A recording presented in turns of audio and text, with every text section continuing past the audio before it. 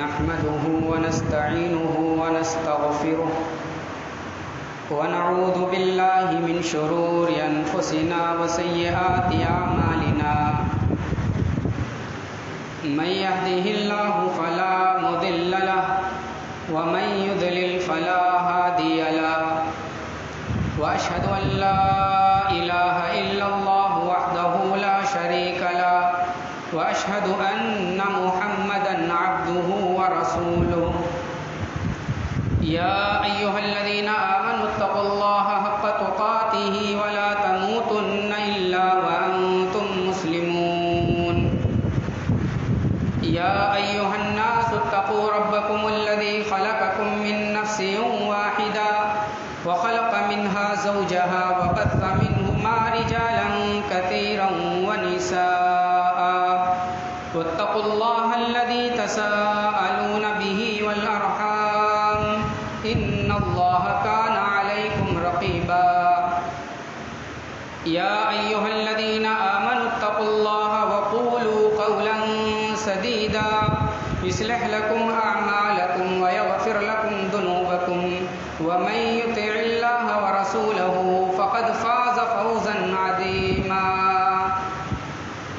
أما بعد فإن خير الحديث كتاب الله وخير الهدي هدي محمد صلى الله عليه وسلم وشر الأمور محدثاتها وكل محدثة بدعة وكل بدعة ضلالة وكل ضلالة في النار فأعوذ بالله السميع العليم من الشيطان الرجيم بسم الله الرحمن الرحيم ما يلفظ من قول إلا لديه رقيب عتيد وعن أبي هريرة رضي الله تعالى عنه قال قال رسول الله صلى الله عليه وسلم من كان يؤمن بالله واليوم الآخر فليقل خيرا أو ليصمت رواه البخاري رب اشرح لي صدري ويسر لي أمري واحلل عقدة من لساني يفقهوا قولي رب زدني علما سبحانك اللهم رب زدني علما. محترم حاضرین جمعہ، اسلامی بھائیوں، نوجوان ساتھیوں، بزرگوں، پیارے بچوں، پردہ نشین اسلامی ماں اور بہنوں، ابھی چند دن پہلے ہم نے اپنا دوسرا اسلامی تہوار عید قرباں منایا ہے. اللہ تبارک و تعالی ہماری قربانیوں کو اور جملہ عبادتوں کو قبول فرمائے. حضرات گرامی، عام طور سے یہ دیکھنے میں آتا ہے، مشاہدے میں ہے کہ آدمی اللہ رب العالمین کے حقوق کی طرف بہت زیادہ توجہ دیتا ہے، لیکن دوسری طرف بندوں کے جو حقوق ہیں ان حقوق سے لاپرواہی اور بے اعتنائی برتتا ہے. ایسی صورت میں اللہ رب العالمین کے حقوق کو ادا کرنا اور بندے کے حقوق سے لاپرواہی ہمارے لیے وبال جان ثابت ہو سکتی ہے، کیونکہ اللہ کا حقوق یہ تو انسان کے لیے ضروری ہے ادا کرنا، لیکن ساتھ ہی ساتھ اللہ کے بندوں کے حقوق بھی ادا کرنا ضروری ہے. اگر اس کے اندر کوتاہی کی گئی تو ہماری جملہ عبادتوں میں سے اور جملہ عبادتوں کے جو ثواب ہیں ان ثواب کو لے لیا جائے گا اور بندوں کی حقوق تلفی جو کی گئی ہے اس بندے کو دے دیا جائے گا. دلیل کے طور پر مسلم شریف کی ایک روایت آپ اپنے سامنے رکھیں. نبی علیہ الصلوۃ والسلام کی بالکل واضح حدیث ہے. آپ نے ارشاد فرمایا، صحابہ اکرام کے مجلس میں بیٹھے فرماتے ہیں، اے میرے صحابہ یہ بتاؤ مفلس اور کلاش اور غریب کون ہے؟ صحابہ کرام رضوان اللہ علیہم اجمعین نے کہا، اے اللہ کے نبی، غریب اور مفلس وہی ہے جس کے پاس کھانے پینے کی اشیاء نہیں، جن کے پاس رہنے سہنے کے مکان نہیں، اور جن کے پاس گزرانے زندگی نہیں ہے، وہی غریب ہے اور کلاش ہے۔ ہم اور آپ بھی اسی کو غریب سمجھتے ہیں، جو بیچارہ لوگوں کے دروازے پر بھٹکتا رہتا ہے، لوگوں کے سامنے بھیک مانگتا ہے، یا جس کے پاس گزرانے زندگی نہ ہو۔ اللہ کے نبی صلی اللہ علیہ وسلم نے اس ڈیفینیشن اور اس تعریف سے الگ ایک تعریف بتائی۔ آپ علیہ الصلوۃ والسلام نے ارشاد فرمایا، اے میرے صحابہ سنو، غریب کون ہے؟ ان المفلس من امتی من یأتی یوم القیامہ بصلاۃ وصیام وزکاۃ ویأتی قد شتم ھذا وقذف ھذا واکل مال ھذا وسفک دم ھذا وضرب ھذا فیعطى ھذا من حسناته وھذا من حسناته فإن فنیت حسناته قبل ان يقدم علیہ اخذ من خطایاہم فطرحت علیہ ثم طرح فی النار۔ یہ مکمل روایت آپ کو صحیح مسلم کے اندر ملے گی۔ نبی علیہ الصلوۃ والسلام نے فرمایا، اے میرے صحابہ، میری امت کا مفلس وہ ہے جو کل قیامت کے دن بہت ساری نماز کے ساتھ آئے گا، فرض نماز میں کوتاہی نہیں، سنن میں کوتاہی نہیں، اور فرائض اور سنن کے ساتھ تہجد گزار بھی تھا، نماز بہت ہے، روزہ بہت ہے، صدقات و خیرات کی نیکیاں اور ثواب بھرے پڑے ہیں، نیکی نیکی نیکی اس کے نامہ اعمال میں لکھی ہوئی ہو۔ اللہ کے نبی صلی اللہ علیہ وسلم کہتے ہیں، ایک طرف اس کی نیکیاں ہیں، دوسری طرف کیا ہے؟ وَيَأْتِي قَدْ شَتَمَ هَذَا، اپنے کسی بھائی کو گالی دی، وَقَذَفَ هَذَا، کسی بھائی کے اوپر الزام لگایا، وَأَكَلَ مَالَ هَذَا، کسی بھائی کا ناحق مال کھایا، وَسَفَكَ دَمَ هَذَا، کسی بھائی کا خون کیا، وَضَرَبَ هَذَا، کسی کو مار دیا۔ اللہ کے نبی کہتے ہیں، مار کھانے والا بھی آئے گا، مارنے والا بھی آئے گا، ظالم بھی آئیں گے، مظلوم بھی آئیں گے۔ مظلوم اللہ تعالیٰ سے کہیں گے، بار الہ، یہ ظالم جس نے میرا مال ہڑپ کیا، مجھے گالی دی، مجھے برا بھلا کہا، میرا خون کیا، اے اللہ تو انصاف دلانے والا ہے، انصاف دلا دے۔ اللہ تبارک و تعالیٰ مظلوم سے کہے گا، اے میرے مظلوم بندوں، جاؤ اس ظالم کی نیکیوں میں سے جتنا سمجھ میں آئے لے لو۔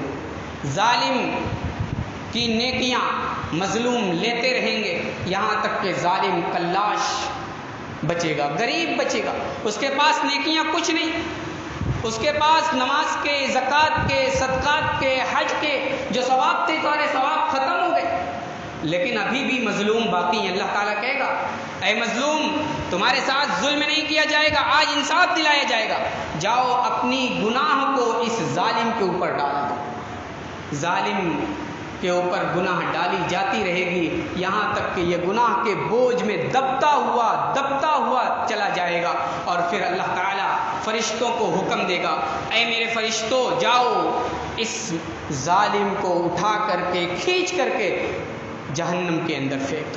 اللہ اکبر۔ دنیا کے اندر بڑی نماز، بڑے صدقات و خیرات اور بڑی نیکیاں کرتا رہا، اسی تصور میں رہا ہوگا کہ اللہ تعالیٰ ہماری نیکیوں کو قبول فرمائے گا، ہماری اس نماز کے ذریعے سے، ہمارے اس صدقات کے ذریعے سے، ہماری ان عبادتوں کے ذریعے سے اللہ تبارک و تعالیٰ ہماری مغفرت کر دے گا۔ لیکن نہیں، اس گمان میں نہ رہنا کہ صرف اللہ کے حقوق ادا کر دو اور اللہ کے بندوں کے حقوق کی تلفی کرتے رہو اور تم اللہ کے یہاں بخش دیے جاؤ گے۔ نہیں میرے بھائیوں، اللہ کے حقوق کے ساتھ حقوق العباد بھی ادا کرنا لازمی اور ضروری۔ آج کی گفتگو کا موضوع جو ہے وہ بندوں کے حقوق کے تعلق سے ہے، اور ان حقوق میں سے ایک حق ہے کہ زبان کا صحیح استعمال۔ آپ علیہ الصلوۃ والسلام نے اس مفلس والی حدیث کے اندر ارشاد فرمایا کہ شتم ھذا وقذف ھذا، پہلا گناہ جو اللہ کے نبی صلی اللہ علیہ وسلم نے شمار کیا کہ زبان سے کسی نے کسی کو برا بھلا کہا اور کسی کو گالی دی اور کسی کو اوپر الزام لگایا۔ سوچئے، اللہ کے نبی صلی اللہ علیہ وسلم اور بھی گناہ شمار کر سکتے تھے، اور بھی گناہ کو نمبر 1 پر اور پہلے نمبر پر لا سکتے تھے، لیکن نبی علیہ الصلوۃ والسلام نے زبان سے کیے جانے والے گناہ کو سب سے پہلے نمبر پر رکھا۔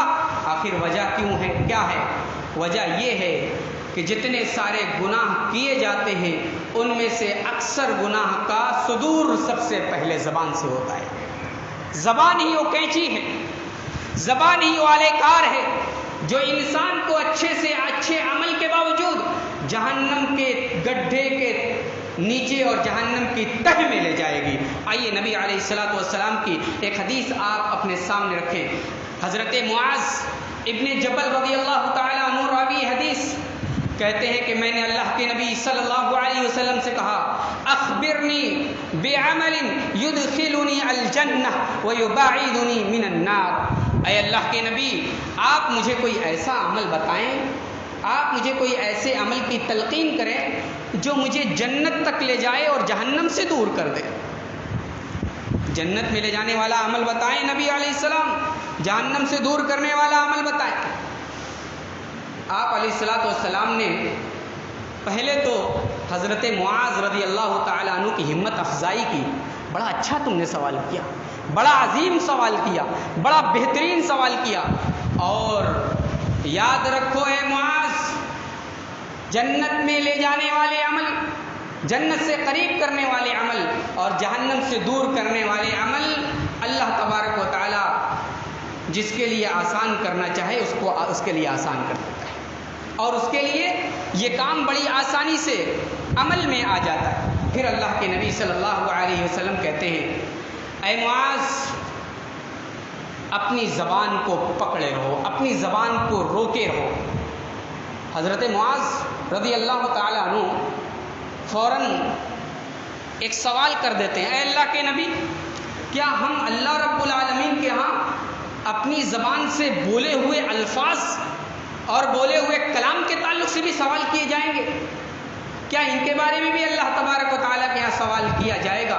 اللہ کے نبی صلی اللہ علیہ وسلم نے کہا، اے معاذ، کل قیامت کے دن جہنم کے اندر سب سے زیادہ جو لوگ جائیں گے انہوں نے اپنی زبان سے ظلم کیا ہوگا، اپنی زبان سے گناہ کیا ہوگا اور اپنی زبان کو کنٹرول میں نہ رکھا ہوگا۔ انہی کو اللہ تبارک و تعالیٰ منہ کے بھل گھسیٹتے ہوئے فرشتوں کے ذریعے سے جہنم میں بھیج دے گا۔ سوچئے اور غور کیجئے، اس زبان کو کتنا ہم معمولی سمجھتے ہیں، جس کی چاہتے ہیں عزت کو چھلنی کر دیتے ہیں، جس کو چاہتے ہیں اس کے پیچھے ان کے برا بھلا کہتے ہیں، گالیاں دیتے ہیں۔ اللہ کا ڈر رکھیے، اللہ کا خوف اپنے اندر رکھیے اور وہی بولیے جو بولنے میں فائدہ ہو۔ نبی علیہ الصلوۃ والسلام کی ایک حدیث آپ اپنے سامنے اور رکھیں۔ اللہ کے نبی صلی اللہ علیہ وسلم نے فرمایا، من کان یؤمن باللہ والیوم الآخر فلیقل خیرا او لیصمت۔ چاہتے ہو کہ تم اللہ پر اور یوم آخرت پر ایمان رکھو، تمہارا ایمان اللہ پر ہو، تم یوم آخرت سے ڈرتے رہو اور تمہارا ایمان یوم آخرت پر ہو، تو پھر یاد رکھو، فَلْيَقُلْ خَيْرًا أَوْ لِيَصْمُتْ، کہو تو اچھی بات کو، ورنہ چپ رہو، ورنہ خاموش رہو۔ خاموش رہنے میں، چپ چاپ رہنے میں یہ دنیاوی اعتبار سے بھی آپ کے لیے بہتر ہے اور رب العالمین کے ہاں آپ کے لیے سرخ روئی کا ذریعہ ہے۔ میرے بھائیوں، اس زبان کو کنٹرول میں رکھو۔ آئیے ایک اور حدیث آپ کو سناتا ہوں۔ اللہ کے نبی صلی اللہ علیہ وسلم کی پیاری حدیث، سہل ابن سعد رضی اللہ تعالی عنہ راوی حدیث ہے، بخاری کی روایت ہے۔ آپ نے فرمایا، من یضمن لی ما بین لحیی وما بین رجلی اضمن لہ الجنہ۔ یاد رکھیں، زبان پر کنٹرول ہے، شرمگاہ پر کنٹرول ہے، زبان کی حفاظت کی، شرمگاہ کی حفاظت کی، تو نبی علیہ الصلوۃ والسلام دنیا میں رہتے ہوئے آپ کے لیے جنت کی ضمانت لے رہے ہیں۔ آپ جنت چاہتے ہیں، ہم جنت چاہتے ہیں، جنت والا کام کیجیے، اپنی زبان کی حفاظت کیجیے، زبان کو کنٹرول میں رکھیے، زبان کا صحیح استعمال کیجیے۔ اللہ تبارک و تعالیٰ دنیا کے اندر بھی سب کے سامنے آپ کو سرخرو کرے گا اور آخرت میں بھی کامیابی عطا فرمائے گا۔ ایک اور حدیث اپنے سامنے رکھیں، نبی علیہ الصلوۃ والسلام کی بڑی پیاری حدیث ہے، بخاری کی روایت ہے۔ راوی حدیث حضرت ابو ہریرہ رضی اللہ تعالیٰ عنہ۔ کہتے ہیں کہ نبی علیہ الصلوۃ والسلام نے فرمایا ان العبد لا يتكلم بكلمہ لا يلقي لها بالا، کہ بندہ کوئی ایک بات اپنی زبان سے بولتا ہے، کوئی ایک کلمہ اپنی زبان سے نکالتا ہے، لا يلقي لها بالا، اور اس کلمے کی، اس الفاظ کی کوئی پرواہ نہیں کرتا، زبان سے کیا نکل گیا اس کی کوئی پرواہ نہیں، اللہ تبارک و تعالیٰ اس کے درجات کو بڑھا دیتا ہے، یرفع اللہ درجات، اللہ اس کے درجات کو بڑھا دیتا ہے۔ پھر اللہ کے نبی نے فرمایا کہ بندہ کوئی الفاظ بولتا ہے، کوئی جملہ بولتا ہے، لا یلقی لہا بالا، وہ اس کی پرواہ نہیں کرتا، لیکن وہ اللہ کی ناراضگی والا کلمہ ہوتا ہے، اللہ تبارک و تعالیٰ اس کے لیے جہنم میں گرنے کے اسباب مہیا کر دیتا ہے۔ یعنی ان کلمے کے ذریعے سے یا تو اللہ تبارک و تعالیٰ کے یہاں درجات بلند ہوتے ہیں، یا اس کلمے کی وجہ سے اللہ رب العالمین کے یہاں اس کے درجات گھٹائے جاتے ہیں اور جہنم کی طرف اپنا راستہ اختیار کرتا ہے۔ سوچئے ہم اور آپ اپنی زبان سے نکالنے والے جملے کتنے ایسے نکالتے ہیں جو اللہ رب العالمین کو ناراض کرنے والے ہوتے ہیں، کتنی ایسی بات ہم بول جاتے ہیں جو بات اللہ تبارک و تعالیٰ کی ناراضگی کا ذریعہ بنتی ہے، اس کی ہم پرواہ بھی نہیں کرتے، لیکن اللہ رب العالمین اس کی پرواہ کرتا ہے، اللہ رب العالمین کے ہاں اس کی پرواہ ہوتی ہے، اور وہی کلمہ ہمارے لیے وبال جان کا ذریعہ بن جاتا ہے۔ اس لیے زبان سے بولو تو اچھے الفاظ بولو، زبان سے بولو تو میٹھے الفاظ بولو، زبان سے بولو تو ایسے الفاظ بولو کہ کسی کا دل باغ باغ ہو جائے، کسی کے آنگن میں خوشیاں لہر جائیں، اور کوئی آدمی اپنے ٹینشن، غم، فکر سے کچھ لمحوں کے لیے دور ہو جائے۔ ایسے الفاظ بولو، ایسے الفاظ بول کر کے کسی کے دل کو چھلنی نہ کرو، کسی کے دل کو دو ٹکڑے نہ کرو۔ آج آپ نے کسی کے اپنے الفاظ بول کر کے اور ایسے الفاظ بول کر کے جس سے لوگوں کے دل چھلنی ہوتے ہیں، دنیا میں آپ لوگوں کے دل چھلنی کر رہے ہیں، کل قیامت کے دن جہنم میں آپ کا دل چھلنی کیا جائے گا، آپ کے دل کو کچلا جائے گا، آپ کے دل کو آگ میں تپایا جائے گا۔ اس لیے میرے بھائیوں اپنی فکر کریں، اپنی پرواہ کریں۔ میرے بھائیوں ہم اپنے نبی جناب محمد الرسول اللہ صلی اللہ علیہ وسلم کے کچھ صحابہ کے بارے میں ذرا معلومات حاصل کرتے ہیں۔ آپ علیہ الصلوۃ والسلام کے اصحاب زبان کے تعلق سے کتنا فکر مند تھے۔ ہم اور آپ جانتے ہیں کہ دنیا میں انبیاء کے بعد سب سے عظیم شخصیت جو ہے وہ ہمارے پیارے نبی جناب محمد الرسول اللہ صلی اللہ علیہ وسلم کے یارغار حضرت ابو بکر صدیق رضی اللہ تعالیٰ عنہ ہیں۔ یہ امت مسلمہ کا متفقہ فیصلہ ہے، اور پوری امت اس بات پر یقین رکھتی ہے کہ نبی کے بعد، انبیاء کے بعد سب سے افضل ترین انسان یارغار سیدنا ابو بکر صدیق رضی اللہ تعالیٰ عنہ۔ یہ ابو بکر صدیق جن کو اللہ کے نبی صلی اللہ علیہ وسلم نے اپنی ایک مجلس میں 10 صحابہ اکرام کو جو جنت کی بشارت دی تھی، ان میں سب سے نمبر 1 پر حضرت ابو بکر صدیق تھے۔ کہا تھا ابو بکر فی الجنہ، عثمان فی الجنہ، عمر فی الجنہ، علی فی الجنہ۔ اس طریقے سے اللہ کے نبی نے فرمایا ابو بکر جنتی، عثمان جنتی، علی جنتی، عمر جنتی، ابو عبیدہ ابن جراح جنتی۔ اس طریقے سے 10 صحابہ اکرام کا نام شمار کیا، ان میں ابو بکر صدیق بھی ہیں۔ لیکن یہ ابو بکر صدیق جنہوں نے جنت کی ضمانت پائی، نبی علیہ الصلوۃ والسلام کے ذریعے جنت کا سرٹیفکیٹ پایا، جن کو جنت میں جانے کے لیے کوئی چیز نہیں روک سکتی، حضرت ابو بکر کا حال دیکھیے ذرا، حضرت ابو بکر کی حالت اور کیفیت دیکھیے۔ حضرت ابو بکر صدیق رضی اللہ تعالی عنہ وارضاہ یہ اپنے گھر کے اندر موجود ہیں، اتفاق سے سیدنا عمر رضی اللہ تعالی عنہ حضرت ابو بکر صدیق کے گھر پہنچتے ہیں، دیکھتے ہیں ابو بکر صدیق رضی اللہ تعالی عنہ اپنی زبان کو نکال کر کے کھینچ رہے ہیں، اپنی زبان کو باہر نکالے ہوئے اور اسے کھینچ رہے ہیں۔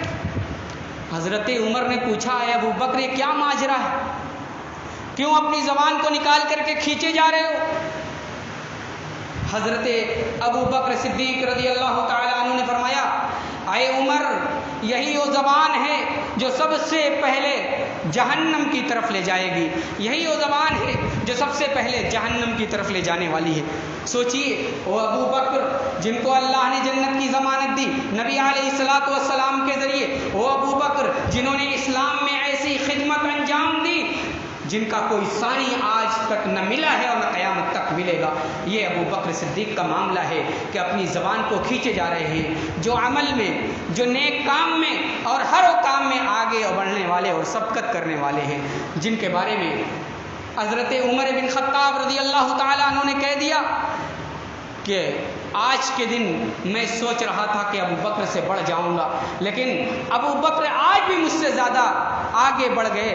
اب مجھے امید نہیں ہے کہ کبھی بھی میں ابو بکر سے زیادہ نیکیوں میں آگے بڑھ سکتا ہوں. وہ ابو بکر اپنی زبان کو کھینچ رہے ہیں. آج ہم سراپا گناہوں میں ملوث، زبان کی ایسی ایسی غلطیاں اور ایسی ایسی گناہ کرتے ہیں کہ ہم پوچھنے کے لائق نہیں ہیں، اس کے باوجود ہم اس کو ایسے ہی ٹال جاتے ہیں. اس کو کوئی گناہ نہیں سمجھتے، اس کو کوئی معصیت نہیں سمجھتے، اس کو کوئی خطا نہیں سمجھتے. یہ تو زندگی گزارنے کا ایک طریقہ ہے کہ زبان سے گالیاں بھی دیتے رہو، زبان سے برا بھلا بھی کہتے رہو. یہ زندگی کا ایک حصہ ہم سمجھتے ہیں. صحابہ اکرام نبی علیہ الصلوۃ والسلام اسے زندگی گزارنے کا حصہ نہیں سمجھتے تھے. اگر زندگی میں کبھی یہ ایسے گناہ ہو جاتے تھے تو اللہ کے سامنے فوراً گڑگڑاتے تھے، فوراً روتے تھے اور فوراً اللہ سے توبہ اور استغفار کرتے. وہی آپ سیدنا ابن عباس رضی اللہ تعالیٰ عنہ کو بھی دیکھ سکتے.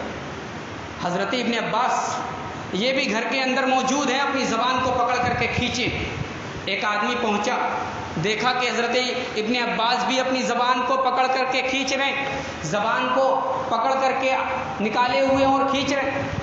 وہ آدمی پوچھتا ہے یہ کیا کر رہے ہیں آپ؟ انہوں نے کہا کہ مجھے یہ بات پہنچی ہے، مجھے یہ بات معلوم ہوئی ہے کہ سب سے زیادہ